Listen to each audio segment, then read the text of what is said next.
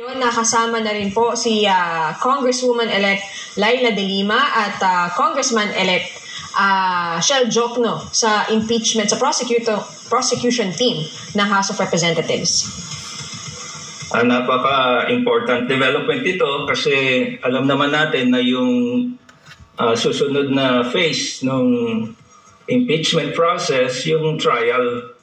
So yung pagpasok nitong dalawang napakahusay na abogado sa prosecution team ay malaking development. Pero considering, sir, na ngayon ay maraming kaalyado na si VP Sara sa Senado, what do you think po ang mangyayari kaya? Yung mga senador nabubuo sa impeachment court ay nangangailangan talagang pag-aralan yung evidence, yung ebidensya. Of course, yung mga senador elected na nationally.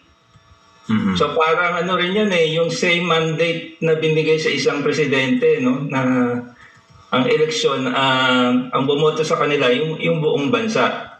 Kung kaya't titingnan rin nila kung ano yung public sentiment. So it's a combination of the evidence presented and the public opinion. Of course, media coverage will also play a large part. Kaya kasama na dito yung edukasyon ng ating mamamayan. Paano nila tinitingnan itong magiging impeachment trial. Opo, pero napakahalaga ng papel ng media kasi susundan nga ng mga mamamayan na Victoria Christian yung impeachment process, yung trial mismo mangyayari just after the election.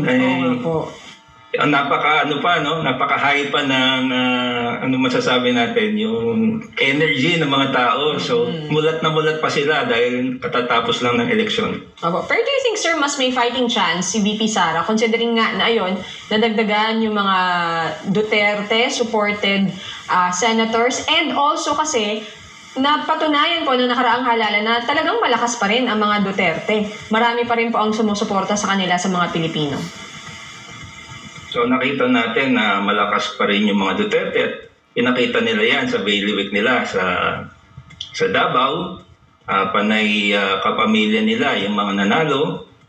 Hindi lang yan, yung ang boto sa mga elected senators, especially yung mga kandidato nila sa pagkasenador, ang kalakihan ng mga boto galing dun sa South, no? Yung sinatawag nating solid South. So dun sa tanong mo na nabuhayan ba ng loob mas may fighting chance ba, sir, si VP?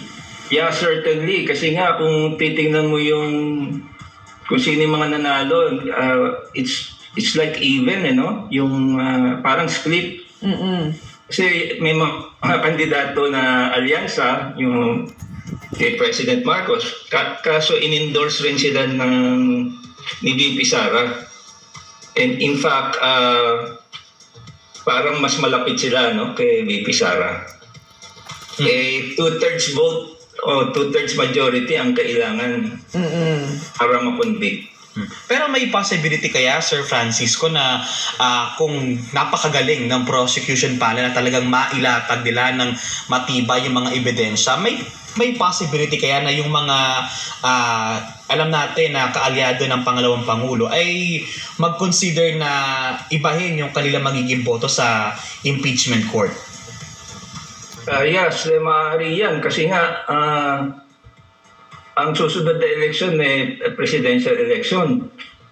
So, maaaring makita natin yung mga nanguna sa senatorial election ngayon, magiging frontrunner na rin yan sa presidential election.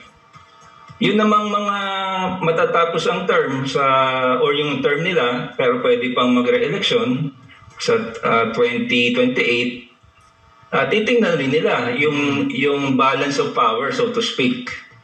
So, nabanggit mo na paano ba yung latag ng ebidensya.